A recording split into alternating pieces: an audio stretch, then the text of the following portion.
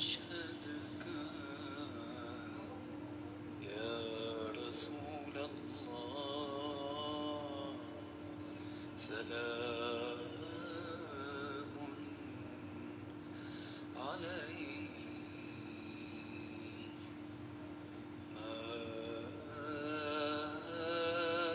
ما لي من ورد إن لم أذكرك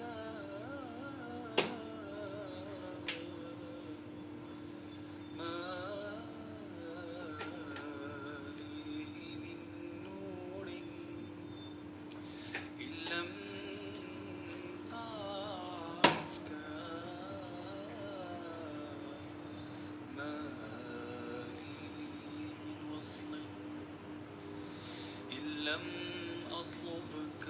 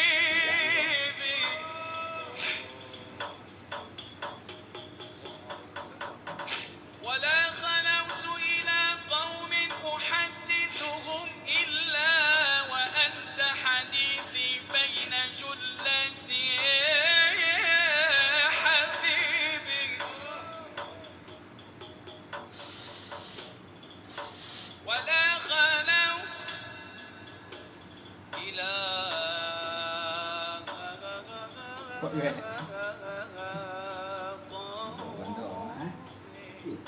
Lah, أحدثه إلا وأنت حديثي Sekaranglah masa terbaik dalam kehidupan anda. Semakin berusia, pergerakan mungkin semakin sukar dan ketinggalan saat bermakna apabila kepadatan tulang dan kekuatan otot berkurangan. Anlin Gold 5X baru dirumus secara saintifik dengan MFGM aktif, kalsium, protein, kolagen dan vitamin. Nikmati kebaikan Anlin Gold 5X. Bergeraklah dengan fleksibiliti dan tenaga hari ini. Nikmati saat bermakna dengan kebaikan Anlin Gold 5X.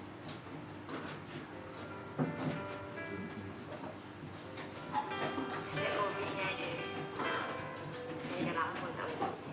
Abah seorang yang tak banyak cakap macam ibu.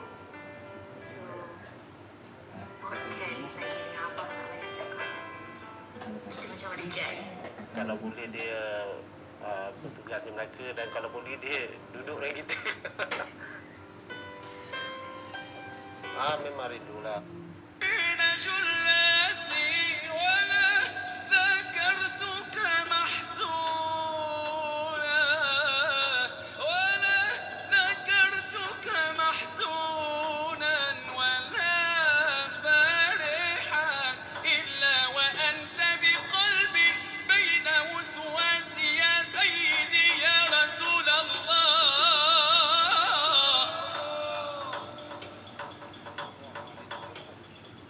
ولا هممت بشرب الماء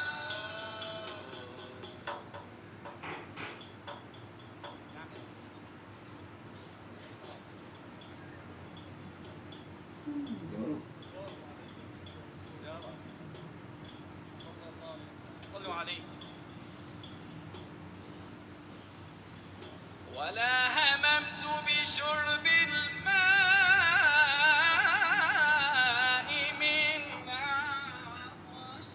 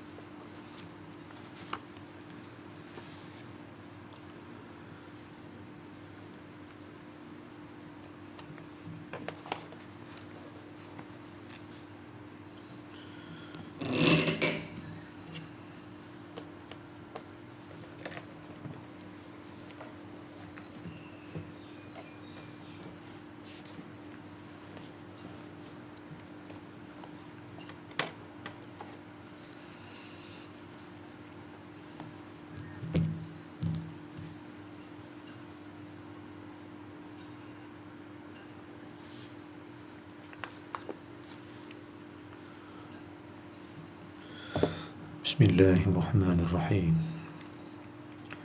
Assalamualaikum warahmatullahi wabarakatuh. Alhamdulillahi rabbil alamin.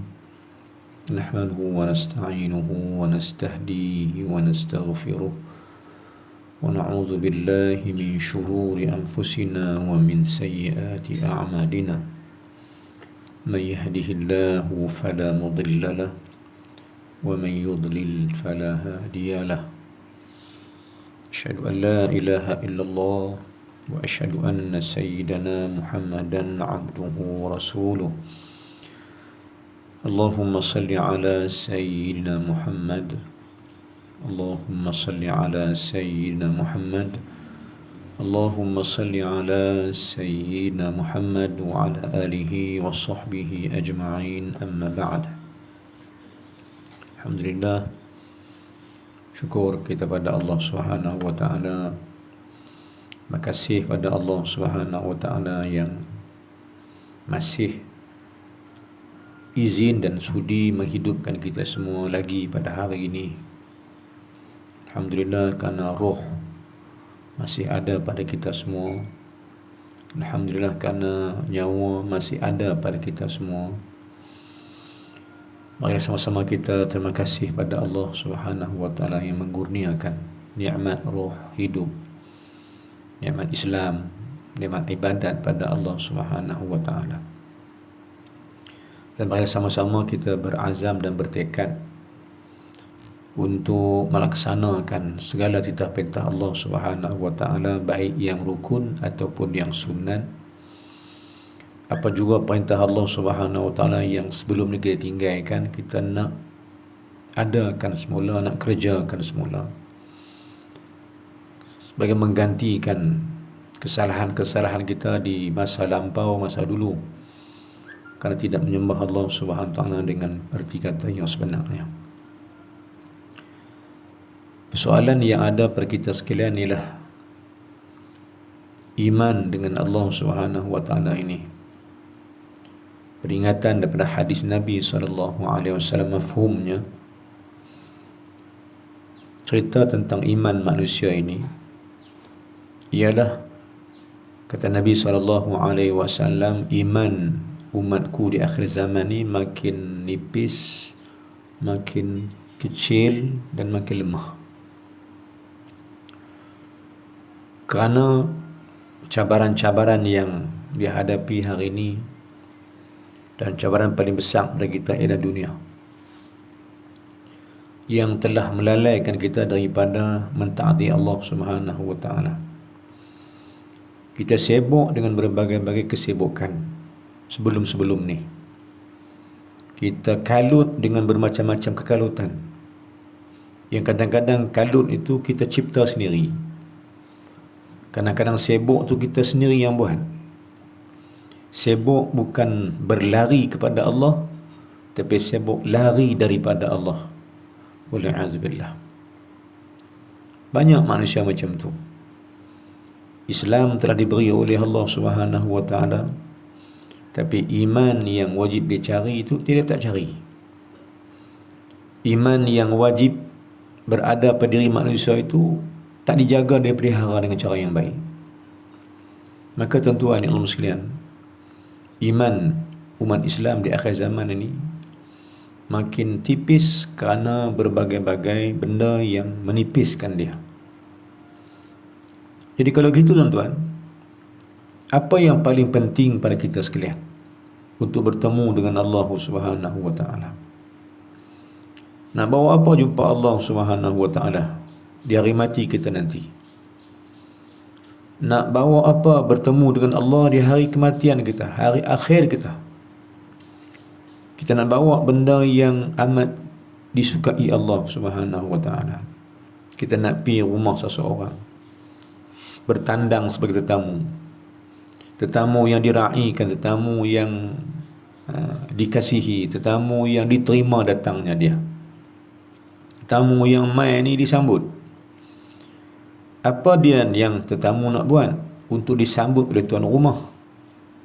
Jawapan dia, baik adat kita ni, kita bawa lah benda-benda yang tuan rumah suka. Kita fikir dia ni tahu, dia ni apa dia ni, dia suka apa, tuan rumah ni suka apa. Teknikal psikologi untuk berkawan dengan orang tu baik, dengan pergaulan yang baik, pertama sekali kita nak kena tahu apa sifat dia, apa sukanya, apa tak suka dia. Ini teknikal berkawan dengan orang. Supaya kita tak buat benda yang dia tak suka, dan kita akan buat hanya benda dia suka. Baik, maka kita nak pergi rumah orang, seseorang yang diterima kedatangan kita tu, tuan rumah sambut kita, suka kita mai, kita nak bagi dia suka. Bila bagi suka, kena cari benda yang dia suka. Bila hari jumpa dengan dia atau pergi rumah dia, kita pun pergilah. Tuan rumah ni katanya suka nasi ayam katanya. Contoh, bila tuan rumah nasi ayam, jangan beli pula putu mayam. Pasal putu mayam mungkin dia tak suka. Yam juga tuan-tuan. Tom yam dia tak suka juga. Mungkin dia suka nasi ayam. Maka jangan beli putu mayam. Kenapa? Putu mayam dia tak suka. Dia suka nasi ayam. Supaya kita sambut sampai habak ni saya bawa sikit nasi ayam ni. Dia sonok sebab dia suka nasi ayam. Tapi kalau dia suka nasi ayam, kita habang ada ni saya bawa putu mayam, dia tarik muka lah tuan-tuan. Pasal dia tak suka. Dia tak berkenan benda tu. Dia sambut-sambut juga tapi kata, apa dia ni? Aku suka yang lain, hambuk main yang lain.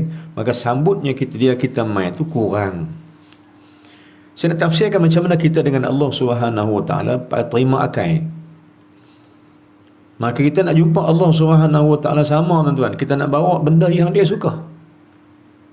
Kita nak bawa benda yang dia memang kehendaki untuk kita bawa. Allah nak yang tu, Allah mau yang tu. Soalan dia, apa yang kita nak bawa? So teringat balik apa kita mengaji pada 2-3 hari lepas atau minggu lepas, ataupun baru ni misalnya saya. Baik, ingat minggu lepas kot, hari Jumaat minggu lepas tak saya. Dalam kitab Kashful Ghaibiyah, saya tazkirah tuan balik. Pada minggu lepas kita bincang tentang seorang tabi'in yang cerita tentang seorang yang mati itu akan apa dia bawa jumpa Allah. Apa yang ada pada diri seseorang itu. Maka dia cerita apa? Si mati itu ada harta, tapi harta bukan milik dia.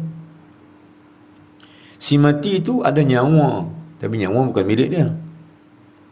Si mati itu akan ada jasadnya, isi diri dia, tapi bukan milik dia. Karena isi bakal menjadi milik cacing dan ulat dalam tanah. Akan kita, orang tu akan dimakan oleh ulat dan keput.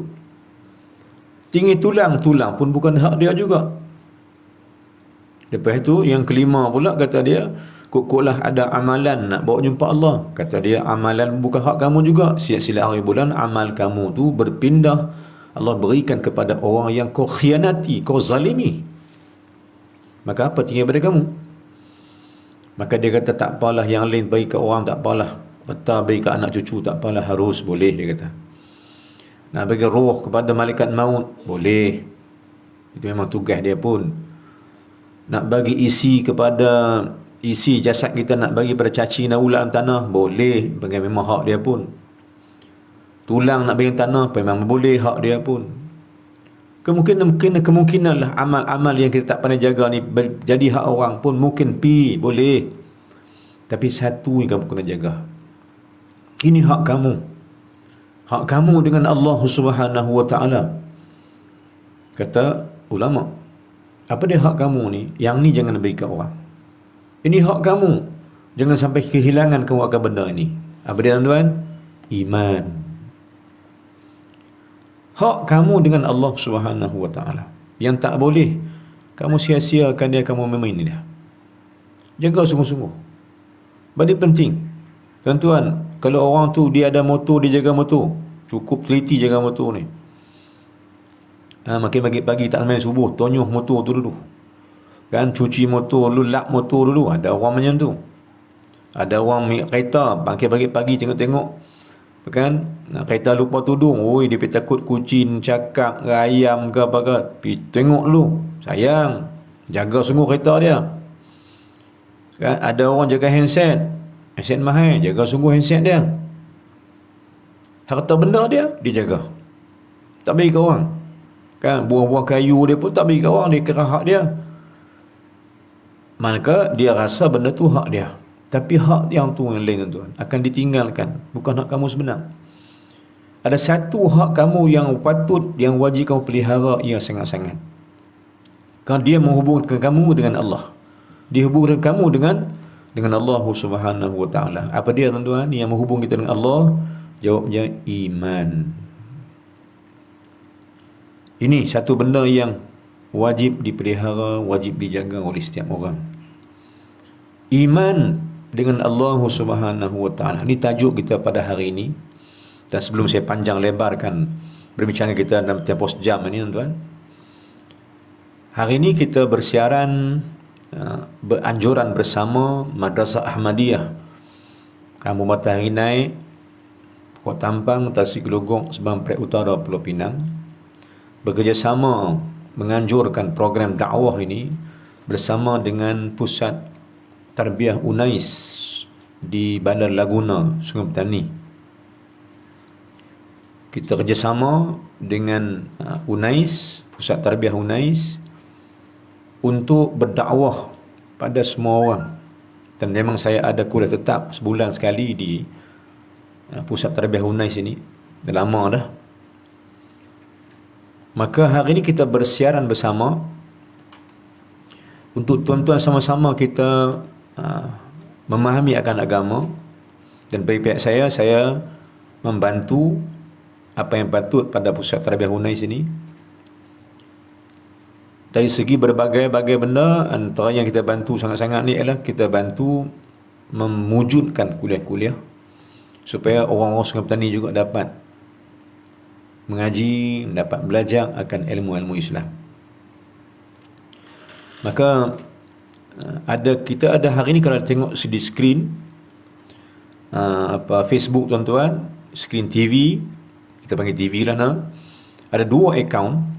Baik. Sebelah kanan ni, dan tuan tengok nah, sebelah kanan itu akaun saya lah. Kalau sebelah kanan ni, mana sebelah kiri tuan kan? Sebelah kiri saya, sebelah kanan tuan. Sebelah kiri ni, kalau sebelah kiri tuan-tuan, sebelah kiri saya, kanan tuan-tuan tu, itu akaun Madrasah Ahmadiyah. Di belakang dia 1884 salah. Nah, yang dan di sebelah kanan ni, sebelah kanan tuan-tuan, sebelah kanan saya, kiri tuan-tuan ni, akaun Maybank Pusat Tarbiyah Unais Sungai Petani. Jika ada bantuan-bantuan yang tuan nak salurkan sama-sama pada kami, sila ambil akaun tu untuk sama-sama membantu kegiatan dakwah di sana. Ini juga satu tempat perusahaan private persendirian yang bergerak persendirian dan dibantu oleh segolongan-segolongan orang untuk menjayakan program dakwah di Sungai Petani, Kedah.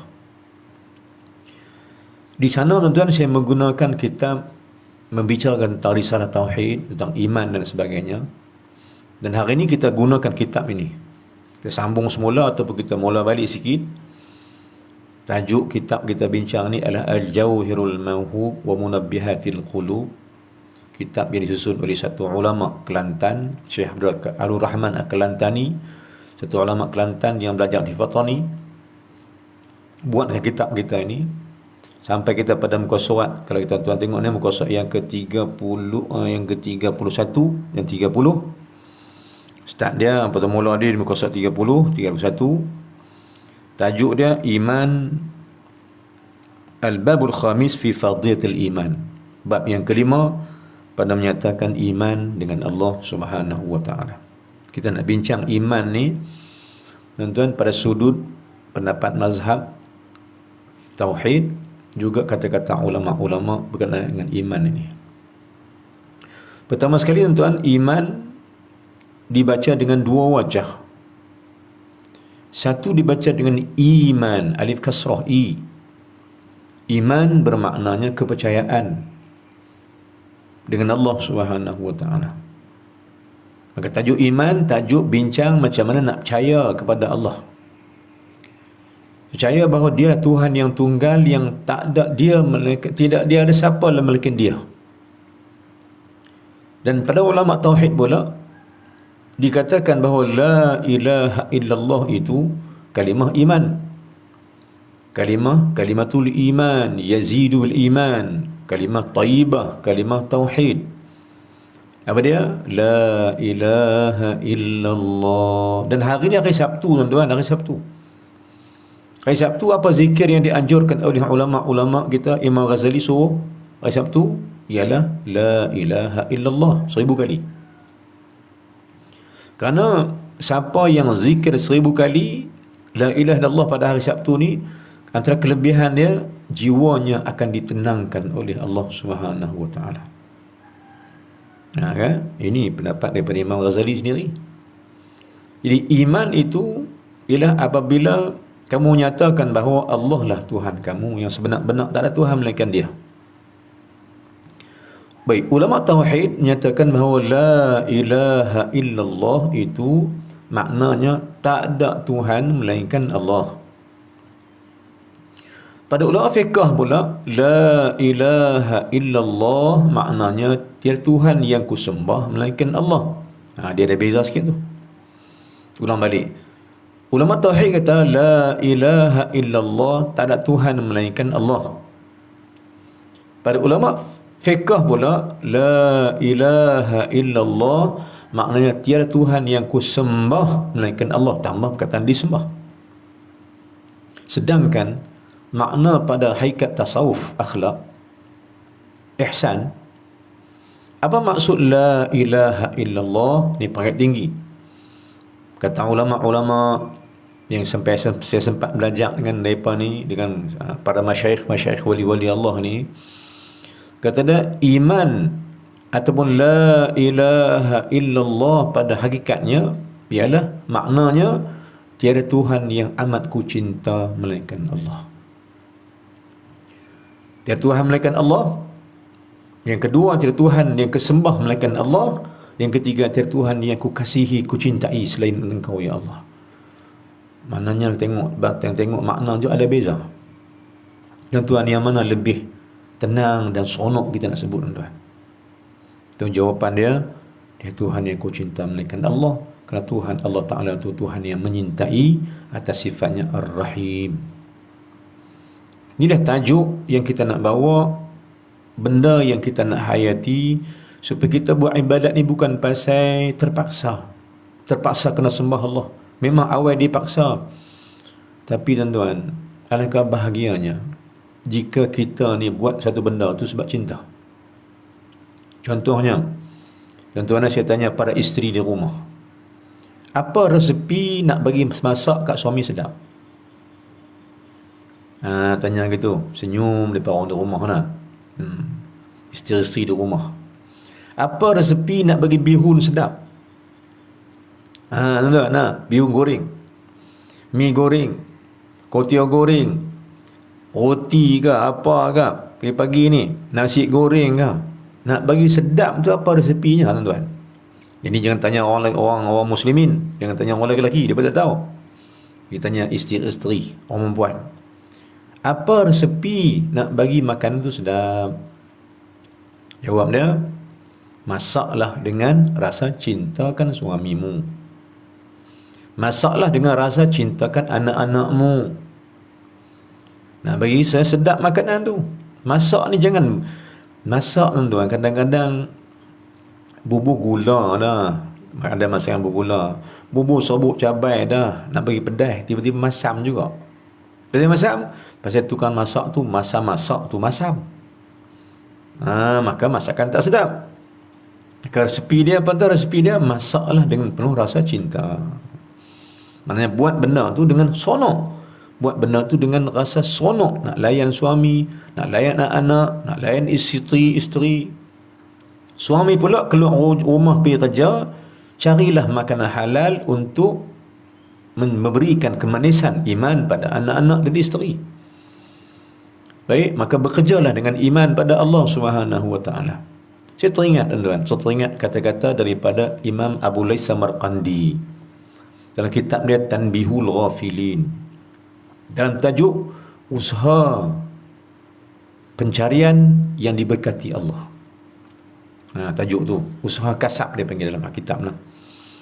Kata dia, kalau kamu bekerja mencari seorang suami, kamu kerja cari rezeki, tapi masa kerja tu tak beriman dengan Allah, tak sembah Allah, tak puji Allah, keluar kerja tu dengan sebab bukan Allah Ta'ala, maka rezeki itu tak jadi manis. Rezeki itu akan jadi tak sedap dimakan. Walau banyak lagu pun, macam mana rezeki itu pun dia tak akan jadi manis. Walik rumah, duit-duit yang kita walik tu dengan sebab tak sembah Allah, tak beriman pada Allah, rezeki tak diberkati dan rezeki tak jadi ke benda apa. Makan-makan tak ibadat pada Allah Ta'ala pula. Sebab semasa bekerja, suami kerja ni, niat dia bukan pasal nak bagi iman pada mak anak isteri, nak bagi Islam pada anak isteri, nak bagi anak isteri dapat kebaikan daripada rezeki itu, sedangkan rezeki daripada Allah Subhanahu Wa Ta'ala. Kalau suami tak niat cara iman, dia tak kata berezeki daripada Allah, dan masa bekerja suami ni dia tak sembah Allah, kata Imam Abu Layth Samarqandi, ketahuilah rezeki itu halal tetapi bertukar jadi haram kerana kau bekerja tak beriman pada Allah dan kau bekerja tidak sembah Allah Subhanahu Wa Ta'ala. Rezeki itu halal, cara dapat dia halal, tapi bila masuk rumah, walik rumah, dia bertukar menjadi haram tanpa kau sedang, kerana rezeki daripada Allah, kau tak sembah Allah. Ini kata Imam Abu Layth Samarqandi, peringatan untuk suami-suami di rumah, bekerjalah baik-baik, niatlah elok-elok, iman jaga baik-baik, bersalat dan beribadatlah semasa bekerja itu semampu mungkin, supaya bekerja dengan iman pada Allah menyebabkan rezeki engkau diberkati oleh Allah. Yang sikit jadi banyak, walaupun sikit pun dapat tapi diberkati oleh Allah Subhanahu Wa Ta'ala. Inilah tugas.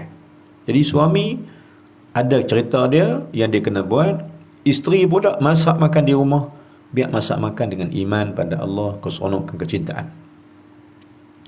Maka tuan, bila masak ni dengan penuh cinta, seronok, sedap, makan pun sedap, senyum ya. Anak makan pun sedap, suami makan pun sedap. Suami pula bila kerja di luar rumah ni mencari rezeki kerana Allah Ta'ala, maka sedap rezeki itu dia makan. Bermaksud pada tuan, bermaksud ibadat kita dengan Allah Subhanahu Wa Ta'ala, kalau tak ada lah, tidak ada dalam ibadat tu rasa cinta, maka dia tak sedap, dia tak manis, dia tak lazat. Kenapa? Kerana halawatul iman yang Nabi sebut dalam hadis, kemanisan iman tu akan sampai kepada orang yang redha Allah sebagai Tuhan. Man radiya billahi rabba wa Muhammadin sallallahu alaihi wasallam nabiyyan wa rasulah. Kata Nabi sallallahu alaihi wasallam, "Dza wa dzaqa ta'mul iman." Akan merasa manislah iman itu, kata Nabi. Bila engkau beribadat pada Allah, engkau akan rasa manisnya ibadat itu bila mana engkau buat ia dengan penuh iman pada Allah. Wa dzaqa ta'mul iman man radiya billahi rabba wa Muhammadin sallallahu alaihi wasallam nabiyyan wa rasulah. Ini antara yang Nabi bagilah hadis. Akan merasalah manis iman itu barang siapa yang beribadat dengan syarat ibadat dia redha Allah sebagai Tuhan, dia redha Muhammad sebagai Nabi dan pesuruh Allah Subhanahu Wa Ta'ala. Ini secret ingredient, ini secret recipe nak bagi manis dan sedapnya ibadat itu. Apa dia tuan? Redakan Allah sebagai Tuhan dan redakan Muhammad sebagai Nabi. Kalau ada yang ni tuan, maka ibadat kita lazat. Sebab itu tuan-tuan, saya ulang balik, bila kita nak salat ni, masuk zuhur dengan azan, kita nak salat zuhur ada qamat, maka jawablah azan qamat itu. Kerana Nabi kata apa? Barang siapa yang tak jawab azan, aku bimbang pada orang tak mau jawab azan. Ketika dia dengar azan dan qamat, aku bimbang siapa yang tak mau jawab azan dan qamat. Aku bimbang apa? Kata Nabi, aku bimbang masa dia nak mati nanti, aku bimbang dia sukar melafazkan kalimah syahadat. Payah mengucap. Bagi orang yang tak mau mengucap, tak mau syahadat di waktu dengan azan iqamat. Kerana apa tuan? Kerana kalimah syahadat itu kalimah iman. Adanya Allah dan adanya Muhammad sallallahu alaihi wasallam. La ilaha illallah, redha Allah sebagai Tuhan. Wa asyhadu anna Muhammadar Rasulullah, redha Muhammad sebagai Nabi dan pesuruh Allah. Maka jawab azan, jawab qamat, dengan lafaz-lafaz yang dulu ada, supaya kita solat nanti datangnya iman. Sebab kita dah kata raditu billahi rabbah wa Muhammadin sallallahu alaihi wasallam nabiyan wa rasulah. Aku redha Allah sebagai Tuhan, aku redha Muhammad sebagai nabi dan pesuruh Allah.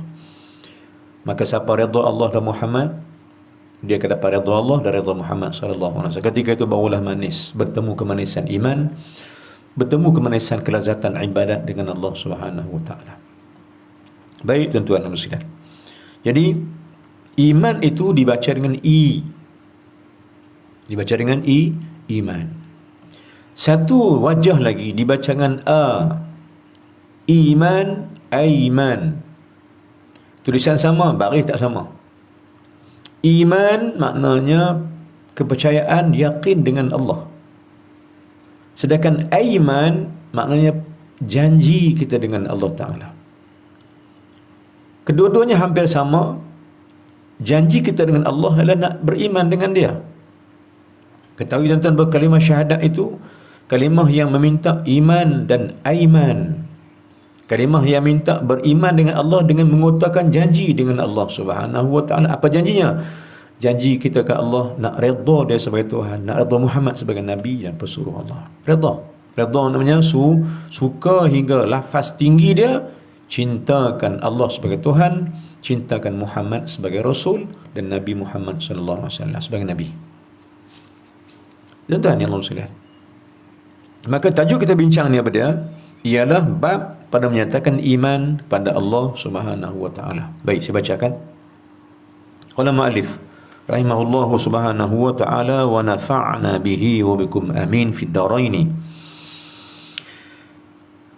Bab yang kelima pada menyatakan kelebihan iman. Bab ni nak cerita apa tuan? Nak cerita tentang apa hebatnya iman ini. Apa kedahsyatan iman ini? Mengapa perlunya iman? Ulang balik tuan-tuan, cerita Ashabul Kahfi kita baca. Larinya Ashabul Kahfi masuk dalam gua kerana iman. Nah, Nabi Nuh AS buat perahu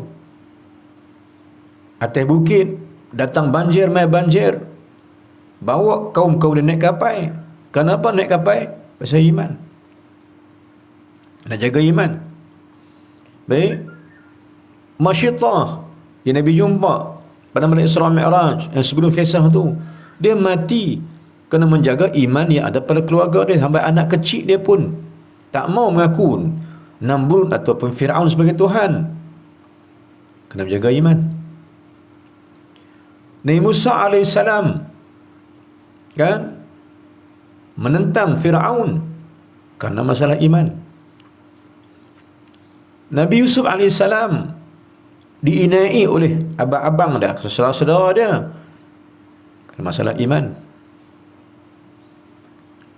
Nabi Musa, Nabi Ibrahim sama juga. Dia terpaksa masuk api Namrud kerana masalah iman. Nabi Isa AS sama juga tuan.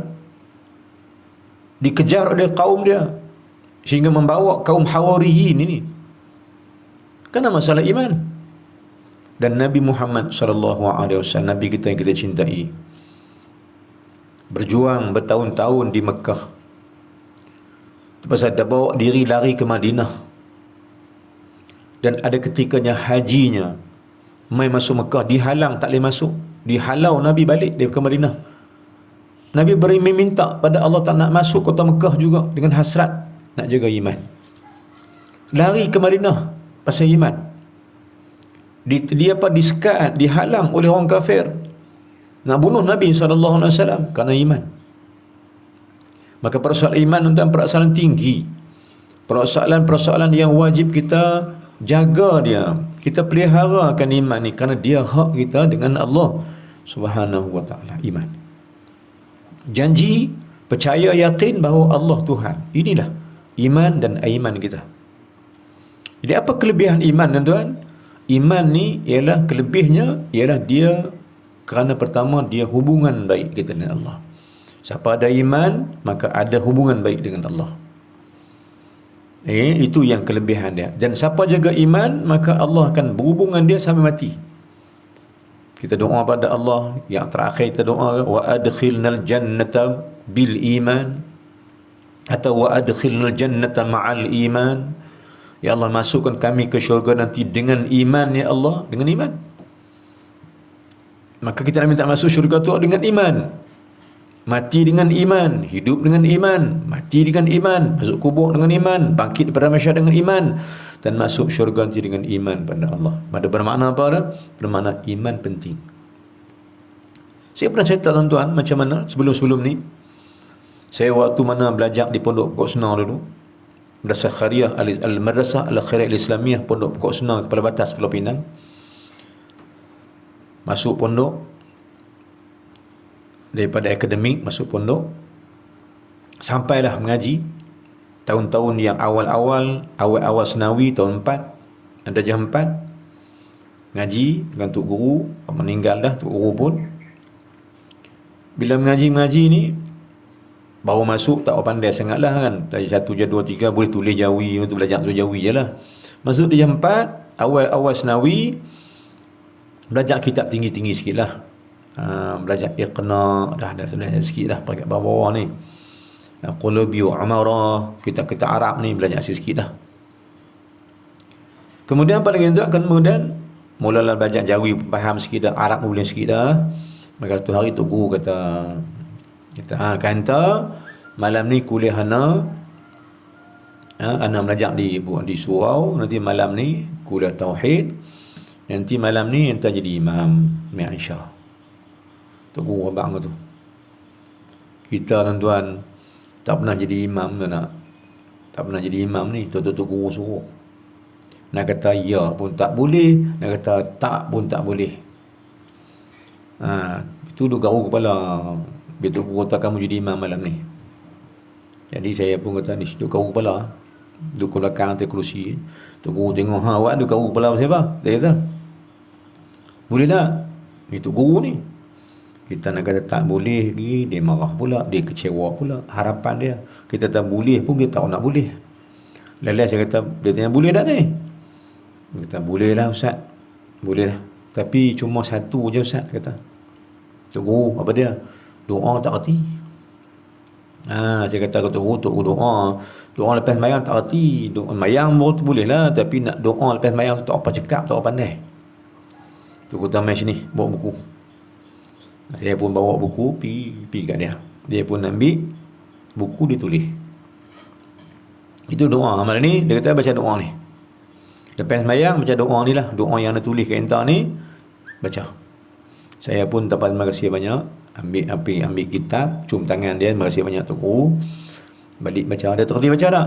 Boleh baca. Kalau tak boleh mengapai, kata malam ni baca. Ambil buku tu baca, kata dia. Banyak jadi imam juga. Dia latih kita. Di pondok Tok Guru latih kita jadi imam. Dan jadi orang yang mengepalai solat, dan ilmu lain pun dia ajar juga. Jadi saya pun tak apalah bayang. Yang tuan tahu tak apa doa yang tulis oleh Tok Guru? Doa mula-mula yang saya terima daripada guru saya sendiri, tuan guru saya. Kan? Apa doa dia tuan? Tok Guru pondok bagi doa ni kat saya. Doanya berbunyi, Allahumma ahyina bil iman. Ya Allah, ya Tuhanku, hidupkanlah aku dengan iman, matikan aku dengan iman, masuk kubur aku dengan iman, bangkit pada kubur aku dengan iman, dan masuklah aku ke syurga-Mu nanti ya Allah dengan iman. Doa tu first doa yang saya dapat, awal doa saya dapat daripada tuan guru sendiri, ialah doa iman. Rupa-rupanya tuan, bila hari ni kita debati pasal apa, Allah takdir gitu, rupanya Allah nak suruh kita faham bahawa persoalan penting kita ialah iman dengan Allah. Jom jaga iman, tambah-tambah di akhir zaman macam ni. Ashabul Kahfi lari masuk gua sebab iman. Hari ni jom kita masuk rumah kita tuan-tuan, yang keluar sangat-sangatlah dengan Covid dan sebagainya. Allah buat Covid ni pada pasal juga. Duduk di rumah, anak-anak isteri duduk di rumah, tak usah menilau sangatlah, tak usah apa-apa ke mana-mana sangat-sangatlah. Duduk di rumah, kena menjaga iman. Banyak benda boleh buat tuan. Sembahyang jaga iman boleh buat, baca Quran boleh buat, zikir banyak-banyak boleh buat. Semata-mata jaga iman. Jika Ashabul Kahfi lari masuk gua nak jaga iman, jom kita masuk bilik kita, lah rumah kita, untuk memelihara iman kerana Allah Subhanahu wa taala. Jadi kelebihan iman apa dia? Dia merupakan satu benda yang Allah kehendaki daripada kita sekalian. Hari bertemu dengan Allah Subhanahu wa taala nanti. Baik. Yang ni apa dia iman ini? Kata dia apa dia iman? Jawapan dia, iman itu ialah tasdiq. Yang kata iman ni apa dia? Tasdiq, mengaku. Tasdiq maknanya percaya sungguh-sungguh. Siddiq, benarkan pada hatimu dengan barang yang berdatangi dengan dia oleh Nabi SAW daripada Allah Ta'ala.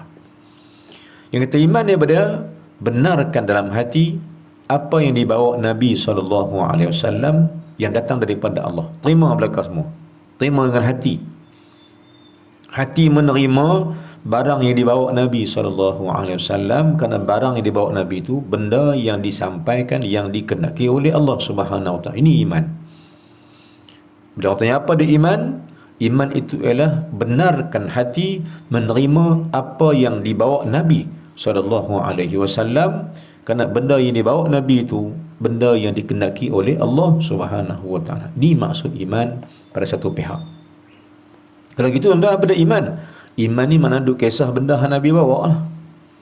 Iman tu ialah benda yang Nabi suka, benda yang Nabi duk habang, benda yang Nabi duk cerita. Tuan-tuan dan puan-puan sekalian, patah balik tuan-tuan. Di awal-awal Nabi SAW menjadi manusia pilihan Allah di Mekah, semua orang Quraisy kenal Nabi. Dan semua orang Quraisy kenal Muhammad SAW. Allah hidupkan dia dengan akhlaknya yang baik. Tolong orang, baik, akhlak, tak menipu, tak mencuri. Ini akhlak baik. Hidup Nabi zaman berzaman dengan kaum Quraisy, dan kaum Quraisy itu penyembah berhala. Syirik dengan Allah Subhanahu Wa Taala. Bila Muhammad hidup dengan mereka, dia percaya Muhammad. Bagus yang Muhammad ni, baik dia, akhlaknya baik. Tapi bila dia makin besar, Rasulullah makin besar, makin besar. Dia yang baik dulu ni ditentang oleh orang kafir, musyrik. Pasal apa? Soalannya. Muhammad yang baik ni, akhlak dia diterima oleh kaum dia di awal-awal ketika mana dia hidup bersama mereka ni di Mekah. Dia terima dia. Orang kafir mau terima, orang Quraisy terima dia, orang musyrikin terima dia di awal-awal mereka ni. Tapi bila lama-lama dia makin besar, 40 tahun, 50 tahun, dia makin dibenci oleh musyrikin Mekah dan orang Quraisy Mekah. Soalan dia, tuan-tuan, pasal apa dulu dia percayai, hari ini dia dibenci? Pasal Muhammad dulu awal-awal orang percaya dia, lah dia benci sebab apa? Sebab dia mengajak manusia pada Allah, beriman pada Allah. Yang ni dia pun tak suka. Dan iblis tak suka yang ni, tuan-tuan. Tuan-tuan kalau ajak tuan-tuan yang lain tak faham, contoh senang saya bawa contohnya. Ajak kau pergi kenduri, mau lepas mau tuan-tuan. Tuan-tuan, saya tanya macam tu. Ajak kau pergi makan kedai, ajak kau makan kenduri, lepas mau dah. Mau dah? Mau lah. Dia semua kereta dia pelawar kereta, tak pandai kereta aku boleh. Tinggi kereta hang. Hang nak belanja aku kan? Tak apa, aku bawa kereta aku. Aku bawa hang tak apa. Sanggup. Kita habang ada jom aku nak belanja hang ni. Takkan aku seorang, anak aku juga nak. Jom bawa sekali, tak apa. Hang nak bawa, anak suruh belanja anak aku sekali, tak apa, aku bawa kereta aku, tak apa. Cepat-cepat dia. Tanya dia, ada kerja dah ni, kerja makan ni.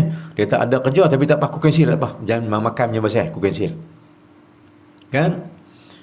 Tapi kalau ajak makan, memang kawan suka kita, ramai kawan. Tuan-tuan, apa jadi? Bila tuan ajak sahabat-sahabat orang kampung ni beradik pergi mengaji, pergi tuntut ilmu, agak dia ikut tak? Tuan-tuan, saya tanya, dia ikut tak? Yang tak ada kerja, cik kerja. Aku tak ada kerja apa, tapi aku ada kerja ni. Kan? Ajak-ajak mengaji, ajak-ajak tuntut ilmu, dan dia ada kerja. Oh, aku tak boleh, aku ada kerja sikit lah, aku ada yang nuai ni. Ajak kali pertama, kata gitu. Ajak kali kedua, dia mula benci. Dia tak ada kerja lain ya. Main rumah aku ajak mengaji ni.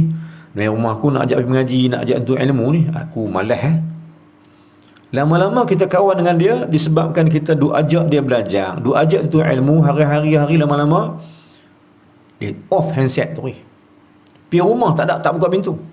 Mulalah engkau dibenci kerana kau ajak manusia pada Allah. Tuan-tuan dan puan-puan, inilah fitrah manusia. Ajak pada kemaksiatan memang ramai mau, tapi ajak pada Allah Ta'ala ramai menentang. Kerana iman dengan Allah Subhanahu Wa Ta'ala.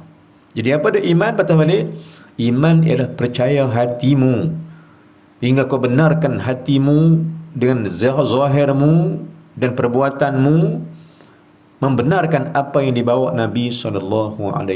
Ini makna iman. Baik, sambung. Dan firman Allah Subhanahu Wa Ta'ala. Faham mana makna iman? Faham mana? Baik. Firman Allah Subhanahu Wa Ta'ala. Ini ayat Quran mana? Ini ayat Quran. Baik, sebelum tu, apa pendapat daripada kebanyakan Ahlussunnah wal Jamaah tentang makna iman? Apa makna iman pada Ahlussunnah wal Jamaah kita? Kata ulama Ahlussunnah wal Jamaah, iman itu adalah nama bagi pengakuan dengan lidah, percaya dengan hati dan beramal dengan anggota. Inilah pendapat kebanyakan daripada ulama Ahlussunnah wal Jamaah. Iman itu maknanya, iman itu ialah mengaku dengan lidah, percaya yakin dengan hati dan beramal dengan anggota diri. Itulah dipanggil iman. Ini pendapat daripada Ahlussunnah wal Jamaah. Dan berkata Imam Syafi'i dalam kitab telah bersepakat ijma' ulama oleh para sahabat, tabi' dan tabi'in, yakni mereka semua menyatakan bahawa iman itu ialah perkataan, yakni berkata dengan lidah, beramal dengan anggota dan niat dengan hati. Maka tidak sempurnalah iman itu jika tidak disertakan dengan 3 perkara ini. Ini kata Imam Syafi'i dalam kitab Cerita pasal iman. Iman apa dia? Mengaku dengan lidah, beramal dengan perbuatan diri dan yakin dengan hati. 3 ni tak ada, maka tak dinamakan iman yang sempurna. Ada 3 ni, maka barulah dikatakan iman yang sempurna pada Allah Subhanahu Wa Ta'ala. Baik, sambung. Firman Allah Subhanahu Wa Ta'ala, dalil iman dari Quran. Apa dalil iman? Tuan-tuan, firman Allah Subhanahu Wa Ta'ala dalam muka surat yang kelima. Muka surat apa tuan? Muka surat 5, surah Al-Baqarah belah kanan, ayat paling atas sekali, ayat yang ke-25. Ini dalil-dalil pertama. Dari antara dalil pertama dalam Quran cerita pasal iman pada Allah. Kalau ikutnya ayat 4 pun dah ada iman, ayat 3 pun dah ada iman dah. Surah Al-Baqarah ayat 4 ada cerita iman. Sampai ayat 5. Kemudian baca, jumpa ayat kedua tentang iman, ialah ayat 25. Cerita pasal yang beriman ni, macam mana orang beriman ni. Apa Allah kata? Ulang balik. Muka surat yang kelima, surah Al-Baqarah, ayat 25, ayat atas sekali, bunga bintang. Bunga bintang, ayat atas sekali, minta maaf. Bawah tu, lepas tu ada bunga bintang. Ayat dia berbunyi, وَبَشِّرِ الَّذِينَ آمَنُوا وَعَمِلُوا الصَّالِحَاتِ أَنَّ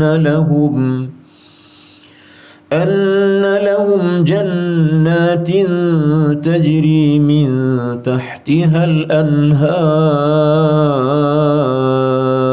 Takat tu sampai habis ayat tu kan, tapi saya baca takat tu je. Ayat 25 surah Al-Baqarah, muka surat 5, ayat paling kanan, paling kanan, muka surat paling kanan, ayat paling atas sekali. وَبَشِّرِ الَّذِينَ آمَنُوا. Apa maksudnya? Beri khabar gembira ya Muhammad. Bagi tu orang Islam, orang yang beriman ya Muhammad, beritahu depa seronok.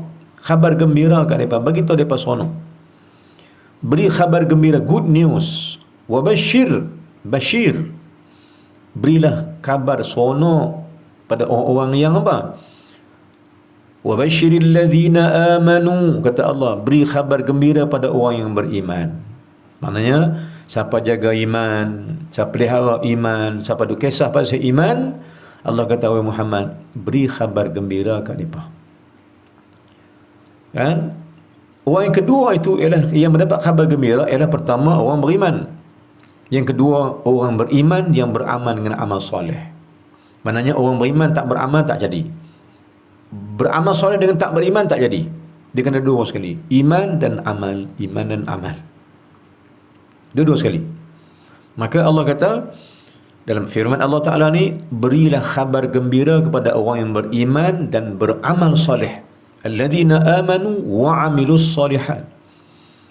Ni di antara ayat yang memang kena ada dua benda yang dikembarkan sama-sama, dikembang sama-sama. Amanu wa amilus solihat. Beriman, beramal soleh. Ini kehendak Allah. Beriman, beramal. Beriman, beramal dengan amal yang soleh. Maka bila orang tu beriman dan beramal soleh, beri khabar gembira. Habaq ada apa? Cerita sonok. Apa cerita sonok dia? Anna lahum jannatin tajri min tahtiha al-anhar. Beri khabar gembira kepada mereka, sesungguhnya mereka itu akan diberikan syurga. Rupa syurga macam mana? Macam gambaran syurga. Tajri min tahtiha al-anhar. Syurga itu cantiknya. Macam mana cantiknya? Mengalir air di bawahnya. Allah. Macam mana ni tuan-tuan? Tak boleh gambar ni macam mana. Syurga dua atas, air lu ke bawah. Tak boleh bayang ni tuan-tuan. Makanya tempat kenikmatan Allah berikan. Nak dapat nikmat tuan-tuan, jaga iman dan jaga amal soleh. Siapa nak dapat nikmat yang besar daripada Allah, Allah kata sila jaga iman dan beramal soleh. Kerana orang yang beriman beramal soleh akan mendapat khabar gembira, janji Allah nak masukkan mereka ke syurga, yang mana syurga itu mengalir di bawahnya air-air sungai. Yang akhirnya Allah kata apa? Khalidina fiha. Dia padu nikmat tu kekal selama-lamanya. Lama tuan-tuan dalam syurga ni, tak keluar-keluar dah. Nikmat selama-lamanya. Dunia ni nikmat sementara dah. Makan kenyang-kenyang sedap, lepas tu sakit perut. Nikmat tak? Nikmat tuan nak. Makan sedap ni. Mak mentua lalu pun tak nampak. Punya sedap makan. Pak mentua lagi awal kena lah. Mak mentua pun tak nampak. Pak mentua lagi awal tak nampak lah. Punya sedap makan. Berselera lah makan, sedap. Makan nikmat. Tapi habis nikmat tuan, sakit perut dah. Allah Akbar. Sakit perut ni mulai belum sakit perut. Nikmat awal, azab belakang. Sedangkan di syurga Allah Subhanahu wa taala tuan, makan tak buang. Allahu Akbar. Baru nikmat. Makan tak habis. Kan?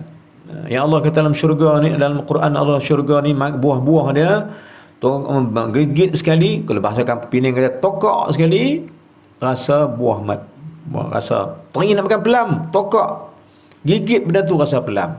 Tiba-tiba rasa nak makan pisang lah. Buah ni ada lagi, gigit yang tu juga rasa pisang dah, bertukar. Dia mengikut niat kamu. Sebiji buah apple, kalau untuk apple, kamu rasa apple, nak makan apple rasa apple, nak makan pisang, buah yang sama rasa pisang. Apa terniat di hati bertukar mengikut kehendak kamu. Ini nikmat syurga Allah Subhanahu wa taala. Janji pada Allah, janji Allah kepada orang yang beriman. Dan saya ulang balik tuan-tuan, syurga Allah Ta'ala ni yang Allah janji pada orang beriman ni, yang jaga iman dia, yang jaga amal soleh dia. Orang last masuk syurga kata Allah Ta'ala, orang terakhir masuk syurga. Bayangan dia, siapa masuk syurga last sekali, tutup pintu syurga, apa nikmat dia dapat? Nabi kata dia berjalan selama 500 tahun perjalanan, tak sampai ujung lagi hak dia. Nikmat dia. Dia berjalan-jalan, dia pergi masuk syurga, tutup pintu syurga. Mereka kata silalah, ni hak kamu. Dia pun berjalan syurga. Bila jalan ni tuan-tuan, jalan mula-mula nak pijak tak berani. Lama Safiyah kata tu, nak pijak tak berani atas syurga tu. Pasal apa? Dia nampak ni apa ni? La ilaha illallah Muhammad Rasulullah.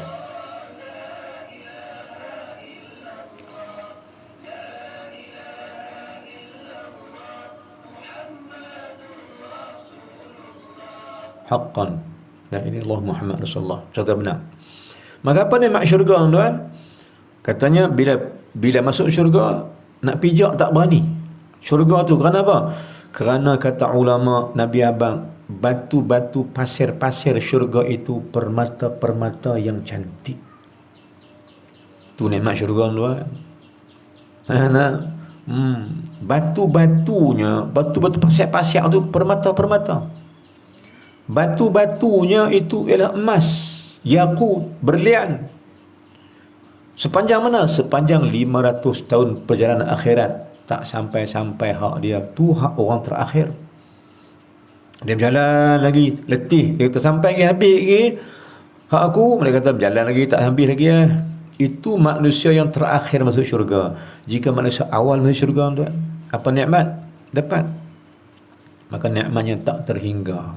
Inilah benda yang dijanji oleh Allah Ta'ala kepada orang beriman dengan Allah Subhanahu Wa Ta'ala. Cerita syurga ni. Kan kita cerita syurga ni. Pasal apa syurga? Janji Allah. Tapi syurga Allah di akhirat dapat masuk, dia kena ada murasyah. Ada qualified dia. Siapa nak syurga Allah di akhirat, sila jadikan kubuknya syurga. Dan siapa nak jadi kubuknya syurga, sila jadikan di dunia ini syurga, taman-taman syurga Allah. Maknanya siapa nak syurga kubur, siapa nak syurga akhirat, sila masuk syurga dunia ini. Apa syurga dunia? Halaqah zikri fil masajid, ataupun pertemuan-pertemuan kita mengingati Allah dalam majlis zikir atau majlis ilmu. Inilah taman syurga Allah Ta'ala. Baik. Firman Allah Subhanahu wa taala, wa basyiril ladzina amanu wa 'amilus solihati anna lahum jannatin tajri min tahtil anhar. Artinya bahawa menyukakan oleh kamu ya Muhammad, beri habaq daripada cerita sonok ya Muhammad, mereka-mereka yang beriman dan mereka-mereka yang beramal dengan amal soleh, bahawasanya mereka yang beriman beramal soleh itu akan diberi oleh Allah beberapa syurga yang berlari di bawah mariganya beberapa anak sungai.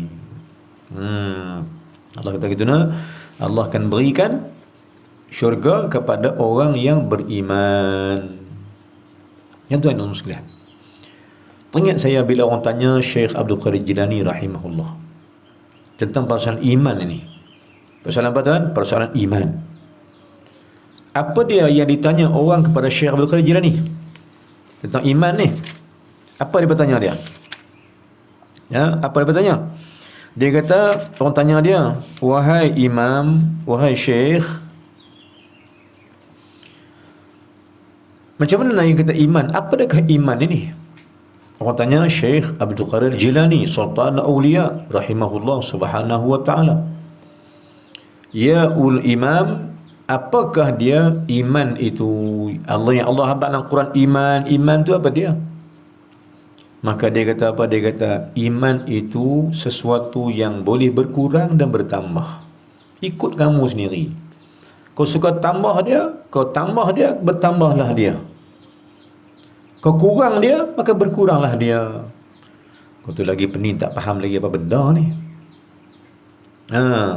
Kalau kau tambah dia, bertambahlah dia. Dan kalau kurang kau akan dia, berkuranglah dia. Benda apa ni? Tanya lagi, ya imam, apakah dia iman itu? Ya Allah kata amanu dalam Quran tu apa dia? Mereka itu siapakah mereka itu? Dan apa cara dia dapat? Jangan daripada buat. Maka kata Syekh Abdul Qadir ni, kata dia, iman itu bertambah dan berkurang. Iman itu bertambah dengan dan berkurang. Yang kata iman tu apa dia? Iman itu ialah bertambah dan berkurang. Apa maksud iman? Iman itu ialah ilmu. Jika kau menambahkan ilmu, bertambahlah imanmu. Dan jika kau tak belajar, tak mengkaji, tak mengaji, tak untuk ilmu, maka berkuranglah akan iman kau. Bermaksud apa dia? Iman ini letaknya pada ilmu. Siapa rajin belajar, bertambah iman. Ni kita buat kuliah ilmu ni tuan, kerana nak jaga iman. Kerana nak jaga iman. Saya teringat anda nak teringat satu cerita yang dibawa oleh Syekhuna. Syekh apa? Syekh Abdul Qadir Isa rahimahullahu subhanahu ya sayyidi. Ya syekhi, ya syekhi. Syekh Abdul Qadir Isa rahimahullahu subhanahu wa ta'ala, dalam kitab dia Haqa'iq Anit Tasawuf, dalam bab suhbah, di awal-awal cerita kitab dia bawa cerita ni. Syekh Abdul Qadir Isa membuka jalan, kata dia. Buka jalan apa? Siapa nak berjalan pada Allah, jalan awal dia kena cari suhbah, kawan yang baik. Ini pendapat daripada jalan yang dibawa oleh pendapat daripada Syekh Abdul Qadir Isa rahimahullah subhanahu wa ta'ala. Wali Allah al-arif billah. Ana murid kepada Syekh Muhammad Hashimi rahimahullah subhanahu wa ta'ala, semua jalan-jalan tariqat Syazuliyah. Baik, kata Syekh Abdul Qadir Isa rahimahullah, dan kitab dia Al-Haqa'iq Anit Tasawuf, hakikat tasawuf yang sebenarnya, dalam bab iman, dalam bab suhbah, persahabatan dan pergaulan, berkawan. Dia kata apa? Dia bawa satu cerita. Seorang sahabat Nabi SAW namanya Huzaifah Al-Yamani. Huzaifah Al-Yamani cerita dia panjang, cerita dia. Seorang sahabat yang dicintai Nabi SAW. Satu hari Huzaifah ini berjumpa dengan Abu Bakar As-Siddiq radhiyallahu anhu. Kan? Dia jumpa Abu Bakar. Dia kata, ya Abu Bakar. Kata dia, aku rasa ni aku ni munafik dah. Kata Huzaifah Yaman kat Abu Bakar. Abu Bakar bila dengar sahabat kata tu, dia marah. Bila Abu Bakar ni orang lembut, orang lembut. Tapi bila dengar dia akan Huzaifah kata ni, Huzaifah kata, rasa-rasa aku ni munafik dah. Bila dengar munafik, benda yang paling dibenci oleh Abu Bakar adalah dengar orang tu munafik atau panggil munafik. Dia cukup marah. Kan?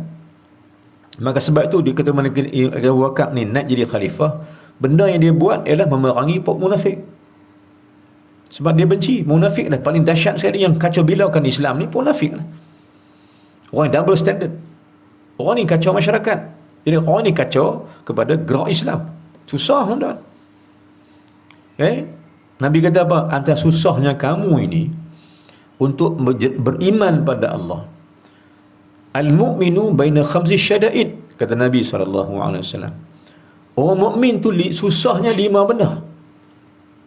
Satu daripadanya, Nabi kata apa dia? Satunya, susah orang yang nak beriman pada Allah ni susah. Dan kita nak beriman pada Allah ni susah ni, nak bawa orang iman pada Allah pun susah. Bila ada Nabi kata, al-mu'minu yuhsiduhu. Yang susah kita ni bila ada orang beriman yang kata beriman juga, yang ni orang munafik. Orang beriman beri juga, dia hasad dengki dengan kita. Ini payah kita. Bila orang beriman juga hasad, payah kita nak buat kerja, tuan. Yang kedua, Nabi kata apa? Yang kedua, minha, jika sekiranya kamu ni beriman, susah kamu beriman. Yang kedua, bila adanya munafiqu yaghdabuhu. Orang munafik yang bencikan kau, susah kau nanti orang beriman. Maka pok munafik ni jadi nombor 2. Kan, pertama orang beriman yang hasad, yang kedua munafik yang benci kita, tak suka. Kalau kita beriman pada Allah, ajaib beriman pada Allah, ada orang tak suka, bermakna orang ni orang yang sama ada dia beriman yang hasad atau munafik yang membenci. Na'udzubillah min dzalik. Jadi kata Huzaifah Yaman, aku ni rasa aku munafik dah. Bukan kata pasal apa kata gitu. Tidakkah hang takut dengan kata-katamu itu? Tarik balik, kata dia. Maka Huzaifah kata, dah, aku rasa sebenarnya aku ni jadi munafik ni. Dia kata ulang 3 kali. Abu Bakar makin marah. Kelas Abu Bakar kata, pegang tangan dia, pegang macam nak pegang baju dia lah. Tapi pegang sikit je lah. Marah, nak sabar marah ni. Kata Abu Bakar, ya Huzaifah, siapa-siapa hang sanggup kata lagi tu? Hang kata bahawa hang dah munafik. Huzaifah kata, isma', dengar aku kata. Bagaimana aku tak kata aku munafik? Kerana telah 3 hari aku tak temu Nabi SAW. Dengar apa dia cakap. Telah 3 hari aku tak dengar pengajian Nabi. Telah 3 hari aku tak masuk kuliah dia. Maka aku tak masuk jumpa Nabi, aku tak jumpa Nabi, tak mengaji 3 hari ni. Aku rasa aku munafik. Maka bila dengar kata lagu tu, Abu Bakar jadi terdiam. Tak jadi marah. Sebab apa Abu Bakar kata? Betul kata engkau. Siapa yang tak belajar, tak jumpa Nabi, tak mengaji 3 hari atas hadis Nabi SAW, hatinya makin keras, datang sifat munafik. Nak abang tuan, nak abang ilmu ni, kau tak boleh mengaji, boleh jadikan orang tu fasik atau munafik. Jadi beriman ni ialah orang yang mengaji. Yang teguh imannya, tak ada munafik pada dia, ialah orang yang tuntut ilmu kerana Allah Ta'ala. Ni panggil mengaji, tuan. Jom bimbanglah isteri kamu tak belajar, wahai suami. Jom bimbanglah wahai isteri, suami kamu tak jadi orang mengaji, tak jadi orang untuk ilmu. Wahai mak ayah, bimbang kau jika anak kau tak minat belajar, tak minat untuk ilmu. Kerana mereka yang meninggalkan ilmu akan jatuh ke lembah-lembah munafik. La'izbillah min zalik.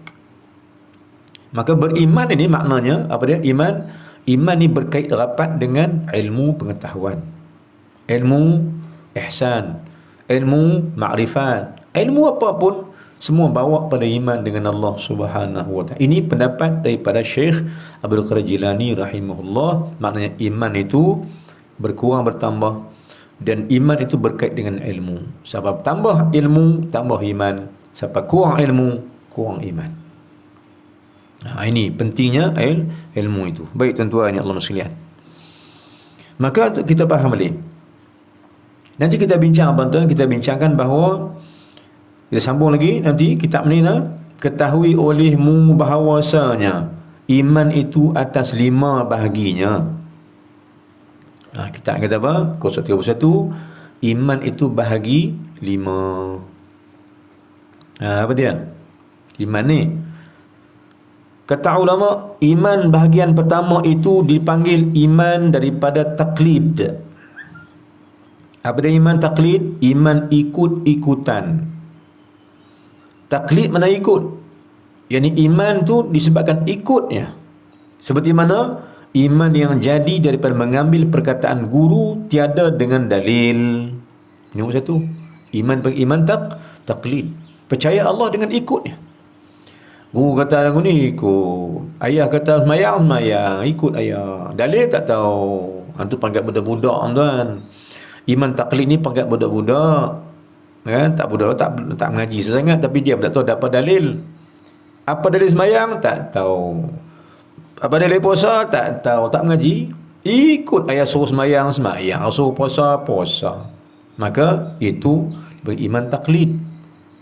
Iman pangkat awal yang ada pada manusia. Mengaji tak, tapi dia ikut gurunya.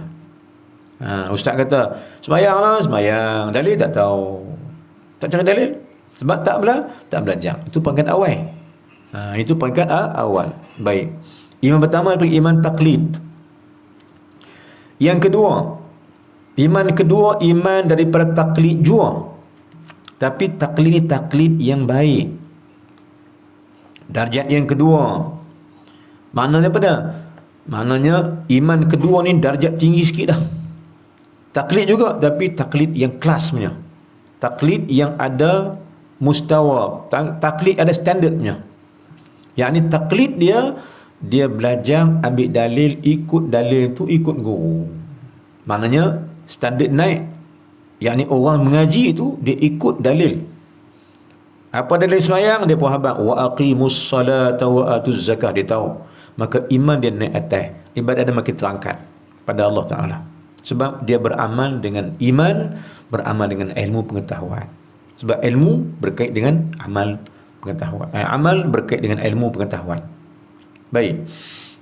Yang keduanya apa dia, tuan? Yang keduanya ialah iman yang taklid, tetapi taklid tu ikut daripada aqaid iman, kaedah-kaedah iman.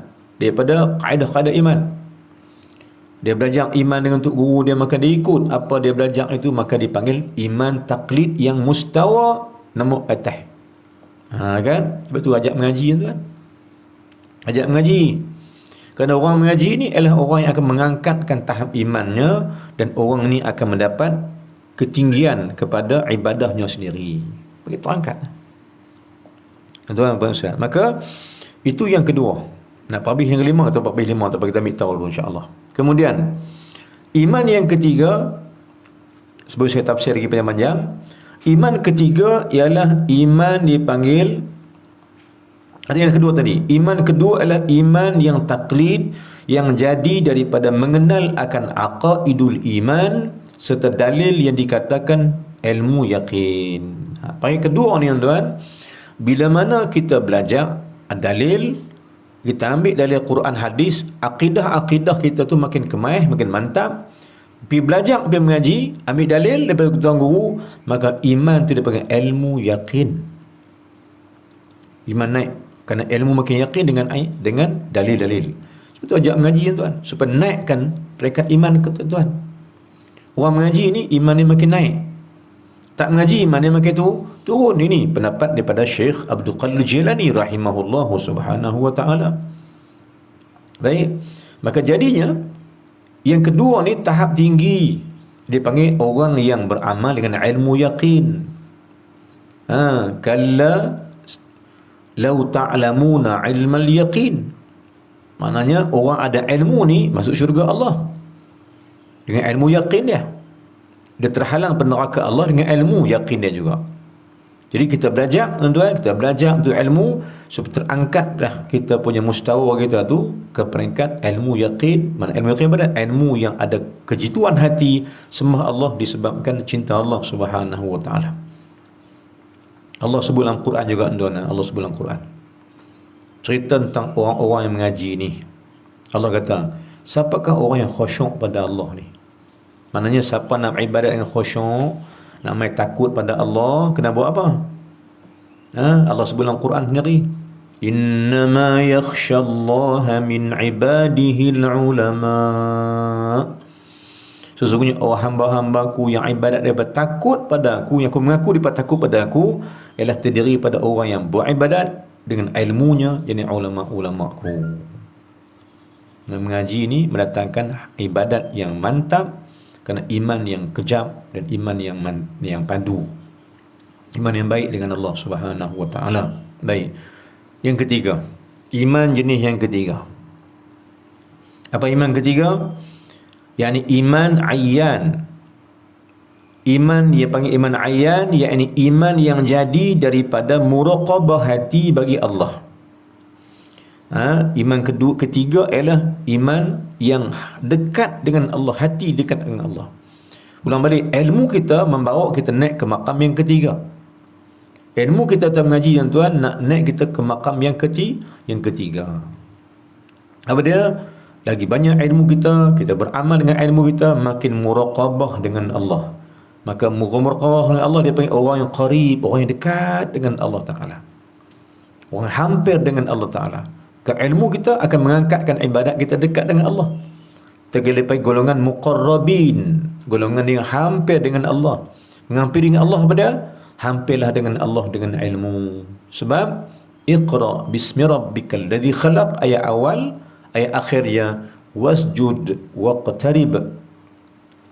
Sujudlah hampir pada Allah dengan Iqra, dengan ilmu kau sendiri.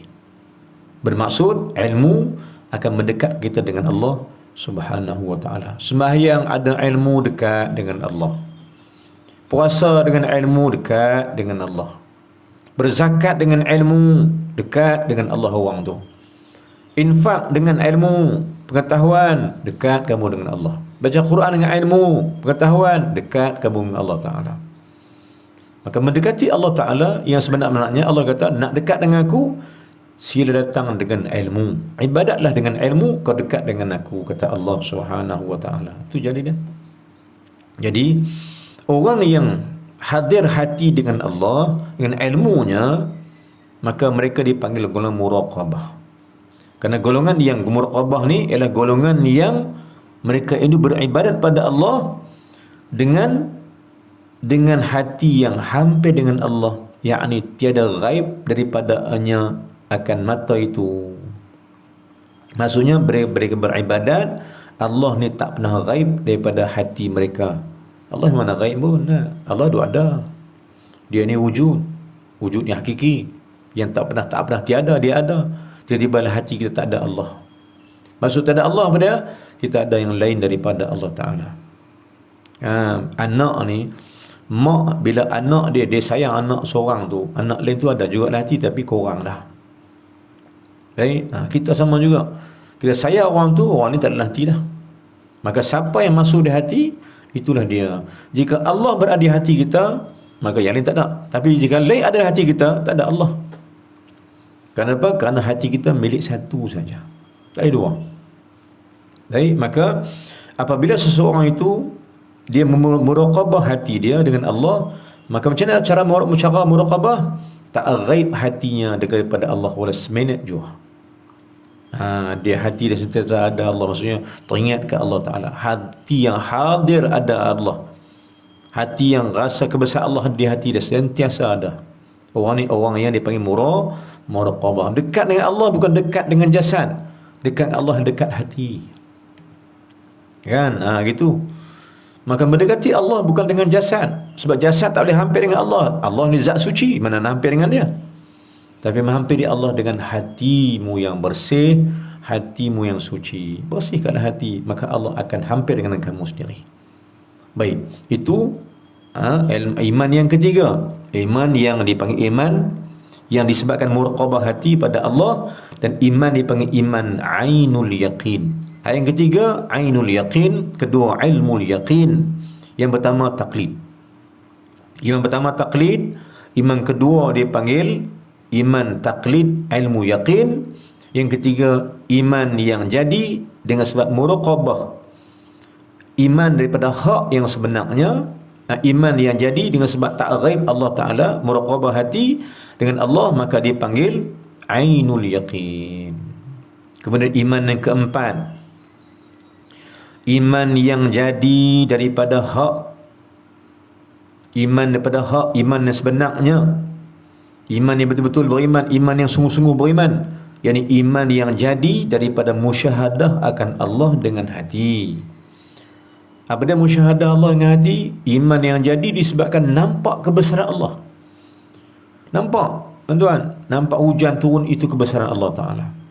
Nampak binatang berjalan, itu nampak ni Allah bagi berjalan ni. Kan? Nampak kucing berjalan, siapa gerakkan dia? Allah Ta'ala.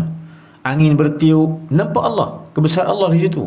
Hujan turun, matahari terbit, bulan yang naik malam, mengambang di waktu malam, hujan turun, angin bertiup, angin yang sepoi-sepoi basah menjadi ribun. Siapa buat semua ni? Kebesaran Allah Subhanahu Wa Taala. Maka orang nampak benda ni dengan mata hati dia, celik mata hati, nampak hujan, matahari, angin, pokok-pokok, binatang semua, dia nampak Allah menjadikan semua benda ni, Allah menggerakkan semua benda ni, maka dia nampak Allah, dia panggil ilmu musyahadah. Hati yang musyahadah, inilah orang yang benar-benar beriman dengan Allah Subhanahu Wa Taala. Pakat yang ketiga, dia panggil ilmu hak, iman yang hak. Yakni iman hak apa dia? Iman yang jadi disebabkan menyaksikan, nampak akan kebesaran Allah itu dengan mata hatinya, dan dikatakan hak ni dia panggil haqqul yaqin. Iman hak yakin, iman yakin yang sebenarnya. Nampak Allah ni.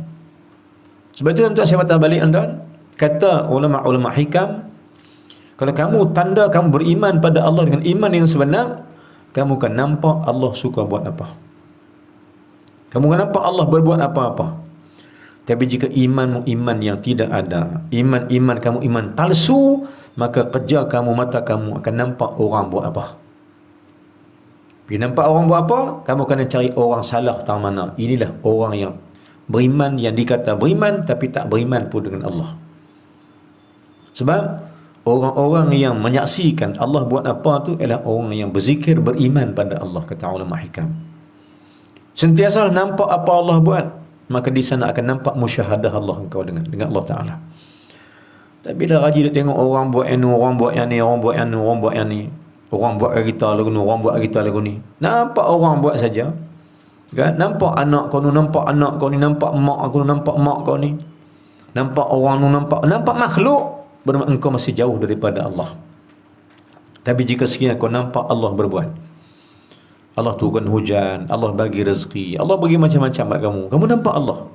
Di balik kerja buat kamu, di balik kerja buat manusia, di balik apa jadi pada alam ini, kamu nampak Allah, maka engkau telah diserap oleh iman, dipanggil haqqul yaqin dengan Allah. Nampak rezeki daripada Allah, nampak COVID ni daripada Allah, nak ajak kita, nak tarbiyah kita sesuatu, nampak Allah. Baik, nampak Allah Ta'ala penyembuh kepada segala-galanya, kan, penyakit. Dia kata Allah Ta'ala, Siapa nampak Allah dalam segala-galanya, maka dia telah bermusyahadah akan kebesaran Allah, dan orang ni adalah orang dipanggil orang yang haqqul yaqin. Telah sampai iman yang yakin benar-benar dengan Allah Ta'ala. Ini peringkat yang keempat. Dan peringkat kelima, yakni iman yang jadi daripada keadaan tak pandang yang lain lagi melainkan Allah jua. Yang ni dipanggil hakikat iman. Orang ni dipanggil orang yang telah berada pada haqiqatul iman, dan dia digelar sebagai kamalul yaqin. Kamal yaqin. Ini peringkat yang kelima. Kamal yaqin, yang orang tak pandang apa, nampak Allah je. Dia tak nampak makhluk langsung, nampak Allah Ta'ala, maka orang dipanggil iman yang hakikat, dan mereka dipanggil kamalul yaqin. Maka kata ulama, maka iman daripada taklid itu bagi orang awam. Nombor satu tu orang awam lah. Iman taklid ni orang awam. Tak mengaji pula, awam lah kah? Tak mengaji pula, iman tu iman awam, iman yang paling rendah sebab tak mengaji. Beriman, bersolat, beribadat dengan apa? Dengan taklid, maka orang tu orang yang beriman yang diterima oleh Allah, tapi iman paling rendah sekali bila tak mengaji. Dia panggil apa? Iman orang awam. Dan yang kedua, iman daripada orang kedua, iman ilmu itu daripada orang mengambil dalil. Kan? Orang yang kedua daripada ilmu dalil. Taklid dia dalil. Ini peringkat orang awam juga, tapi awam yang ada kelas dah.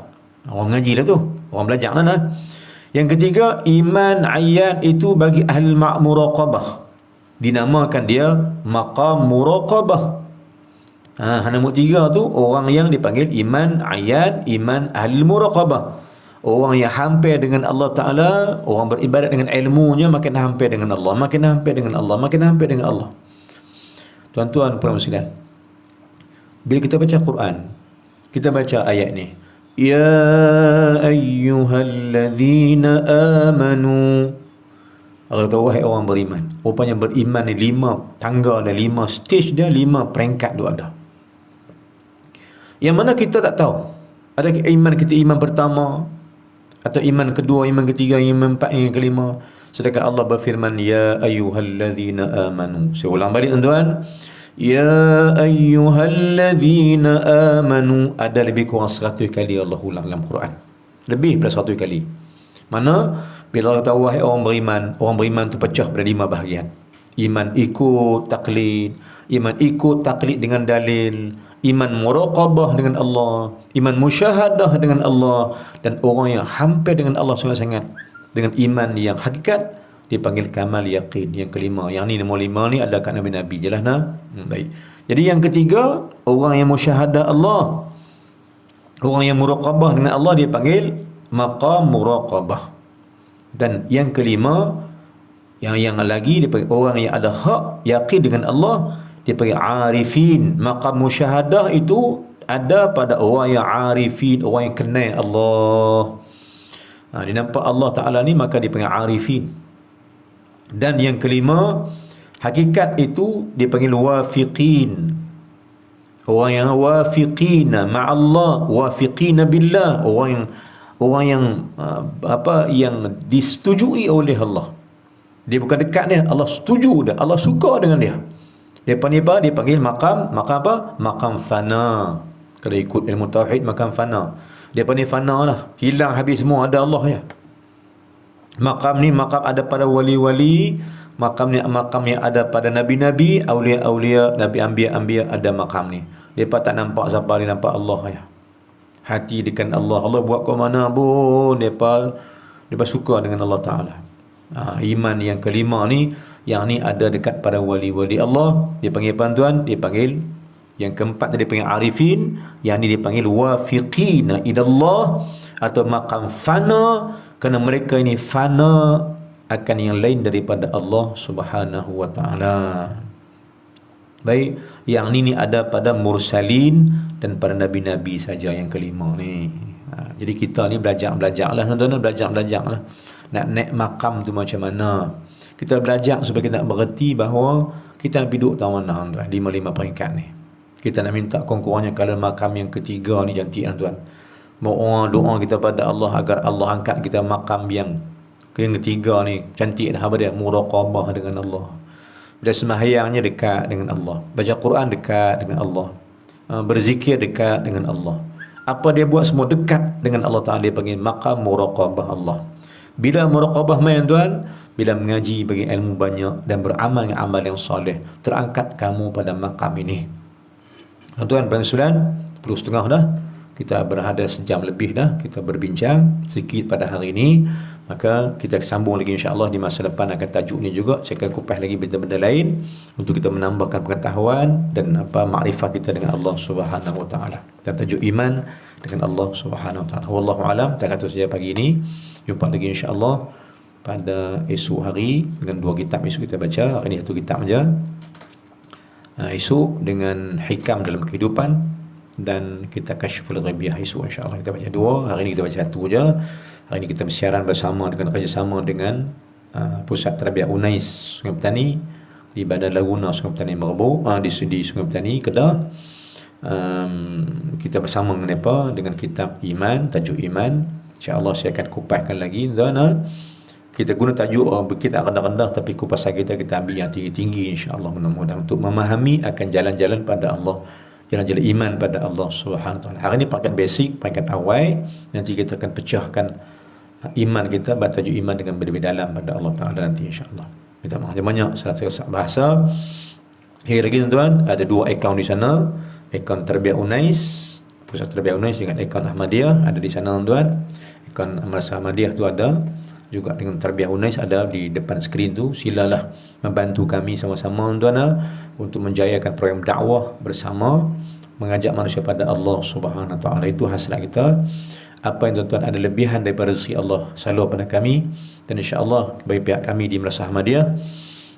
Sekarang ni kita nak buat macam-macam, tak boleh lagi tuan. Kita nak bina asrama pelajar pun tak boleh lagi sebab kedai-kedai pun tutup. Kan tak boleh nak bina apa-apa, dan saya tak dapat nak tunjuk apa lagi yang kita nak buat. Di sebelah tanah, di sebelah bangunan rumah saya ni, kita nak bina asrama pelajar-pelajar Madrasah Ahmadiyah untuk duduk di sini dan belajar di sini. Walaupun apa tuan bagi itu dah sampai kami, alhamdulillah banyak yang menyumbang, tapi kami masih tak dapat nak buat apa-apa sebab kedai pun tutup, kan orang nak buat rumah pun tak boleh mai lagi. Jadi kami minta maaf banyak, kami buat masalah ni kami tangguhkan dulu lah pembinaan dia. InsyaAllah apa-apa yang tuan-tuan nak salurkan, saya dah ada akaun ada pada kedua pihak kami ini insyaAllah. Dan tuan-tuan, pemberian tuan-tuan dibalas oleh Allah dengan pemberian yang terbaik daripada Allah Ta'ala. Allah gandakan semula apa yang tuan-tuan berikan atas niat ikhlas tuan pada kami sekalian. InsyaAllah kami dengan nama Allah Ta'ala akan berbuat sebaik mungkin untuk mengadakan hasrat, untuk mengadakan tempat mengaji demi untuk melihat Islam di masa depan terpancar jadi Islam yang diterima oleh semua orang dengan izin Allah Ta'ala. Wallahu a'lam. Aqulu qouli hadza wa astaghfirullahal azim li wa lakum lil muslimina wal muslimat والمؤمنين والمؤمنات فاستغفروه فيفوز المستغفرين والتائبين. بسم الله الرحمن الرحيم. الحمد لله والصلاة والسلام على رسول الله وعلى آله وصحبه أجمعين. اللهم اغفر لنا ذنوبنا ولوالدينا وارحمهما كما ربيانا صغيرا. جميع المسلمين والمسلمات برحمتك يا أرحم الراحمين. اللهم زدنا علما نافعا وعملا صالحا مقبولا. اللهم اجعلنا من الذين يستمعون قولي فاتبعون أحسنه. اللهم اجعل جمعنا هذا جمعا مرحوما وتفرقنا من بعده تفرقا مقسوما. Allahumma ahina bil iman. Ya Allah, ya Tuhan kami, hidupkanlah kami dengan penuh keimanan ya Allah. Wa amitna bil iman, dan matikan kami dengan iman denganmu ya Allah. Wa adkhil qabrata bil ba'al bil iman, masukkan kami ke kubur dengan iman ya Allah. Wa adkhilna jannata ma'al iman, dan masukkan kami ke syurga-Mu juga dengan iman ya Allah Tuhan kami. Rabbana zalamna anfusana wa illam taghfir lana tarhamna khasirin. Rabbana atina fid dunya hasanah wa fil akhirati hasanah wa qina adzaban nar. Sallallahu alaihi wasallam Muhammadin wa ala alihi wa sahbihi wasallam. Walhamdulillahi alamin. Assalamualaikum warahmatullahi wabarakatuh. Jumpa esok pagi insya-Allah. Alhamdulillah.